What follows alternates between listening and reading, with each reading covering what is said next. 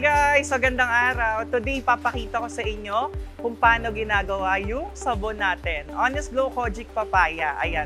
So, ito yung mga bloke, ito yung mga pinatuyong mga sabon natin kung saan ang next procedure naman is ima-manual cutting and automatic cutting. So, meron dito. Dadaan siya dito sa process ng cutting naman kung saan sukat na yung mga yan.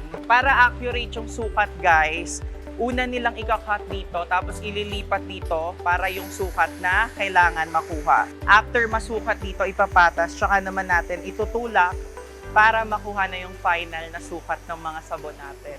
Ayan na! O diba?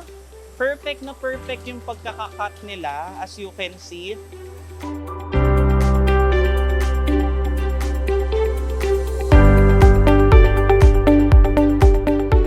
After natin mahati yung mga sabon, dito yung place kung saan automatic na tatatakan yung mga sabon natin. Tapos kanina naman, ginawa ko na manual nagtatak tayo ng mga sabon sa kabila naman na tables. Ganyan lang kabilis ang pag-process ng ating mga sabon.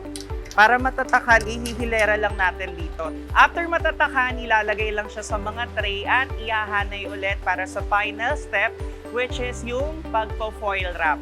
So guys, nasa final process na tayo. Ito na, babalutin na yung mga sabon na na-cut at natatakan. Dadaan na siya sa machine kung saan babalutin na siya.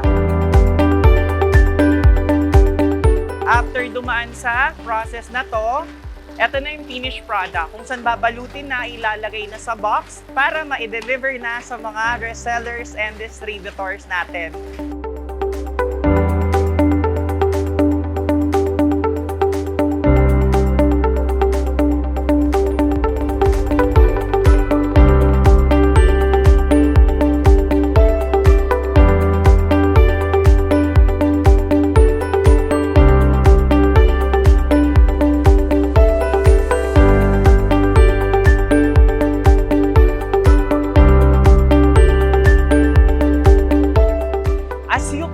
Paganda ng paganda ang nangyayari kay Honest Glow. Kaya this 2024, mas marami pang transformation ang ihahatid natin sa inyo.